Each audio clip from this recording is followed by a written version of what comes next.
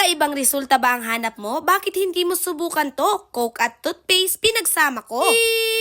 Hello mga bishi! Bumili nga ako ng isang Coke mismo sa tindahan at akin muna itong binawasan. Ayun nga natin mas masusubukan ang bisa ng soft drinks pantanggal ng mga kalawang. Kailangan nga lang nating gawin ay lagyan ng toothpaste itong ating Coke. Dapat mabilis ang inyong kamay dahil paniguradong ito ay aapaw. Masdan nga ninyong mabuti. Kitang-kita nyo ang espiritu ng ating soft drinks. Pag tumigil na nga siya sa pag-apaw, atin nga itong takpan at kalugin ng mabuti. Siguraduhin nga natin na tunaw yung toothpaste mga bishi. Kung napanood nga ninyo yung aking nilutong soft drinks at sabon, kaparehas lang din ito ng epekto. Ang pinaganda, ito ay mas madali at hindi mo na nga kailangang iluto. Kung sa tingin nga ninyo ay tunaw na yung toothpaste dito sa ating soft drinks, pwede na nga natin itong buksan. Pero paalala ko lang mga bishi, dapat ito ay dahan-dahan kasi panigurado, isirit at aawas nga ito. May posibilidad pang pumutok ito. Kaya talagang dapat dahan-dahan lang sa pagbubukas nito. Tignan nyo, bumubula-bula pa nga ito. Ang sunod naman natin gagawin mga bishi ay kumuha nga kayo ng lalagyan. Etong stainless nga na mangkok namin ng aking ginamit. Pagkatapos, binubuko nga dito yung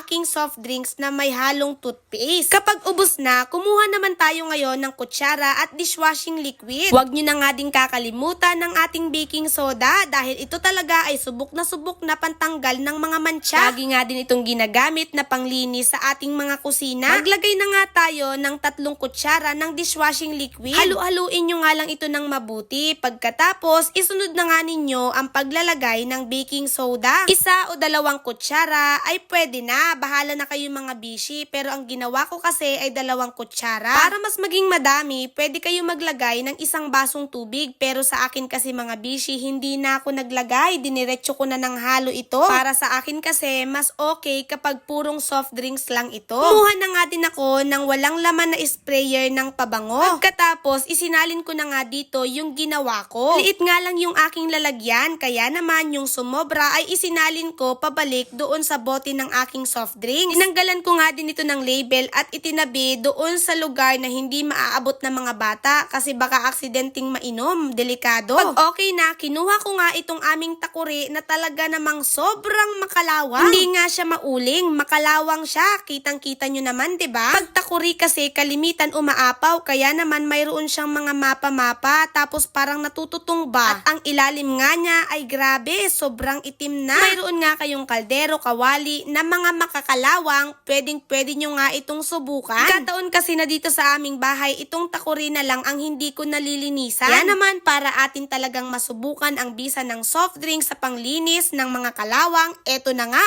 atin na nga itong hugasan. Kumuha nga lang kayo ng Scotch Brite mga bishi, pagkatapos isprayan nyo nung ating ginawa kanina, kahit kaunti, sapat na. Kung mayroon naman kayo yung parang pinipindot-pindot lang na bottle, pwede yon. Ito kasi lang ang available namin, yung sprayer ng pabango. Pwede din naman na ilagay nyo lang siya sa bote ng soft drinks kanina, tapos ibubu-bubu nyo lang siya, pero para mas tipid nga, gumamit kayo ng mga sprayer bottle o kaya naman yung mga dipindot. Hindi nyo na nga kailangan gumamit ng sabon dahil itong ginawa natin ay sobrang mabulana. Kung sa tingin nga ninyo ay kulang pa, pwede naman kayong dumagdag pa ng spray. Natapos na nga ako sa gilid ng aking takuri, itong ilalim naman ng aking kukuskusin. Alam nyo ba mga bishi na sobrang effective talaga nitong pangtanggal ng mga kalawang dahil eto nga ang paglilinis ko ay sobrang saglit lang. Kinuskus-kuskus ko nga lang ito ng kaunti tapos maya-maya lang kitang-kita mo na agad yung resulta, natatanggal talaga yung mga kalawang niya. Kahit nga sa mga kaldero o kawali, pwedeng-pwede nyo nga itong gawin. Sigurado ko nga sa inyo mga bishi na talagang effective ito, kaya naman mas magandang subukan mo para malaman mo. Hindi mo na nga kailangan gumamit ng steel wool dito. Kahit Scotch Brite nga lang ang gamit ninyo, basta siguradong matalas ito,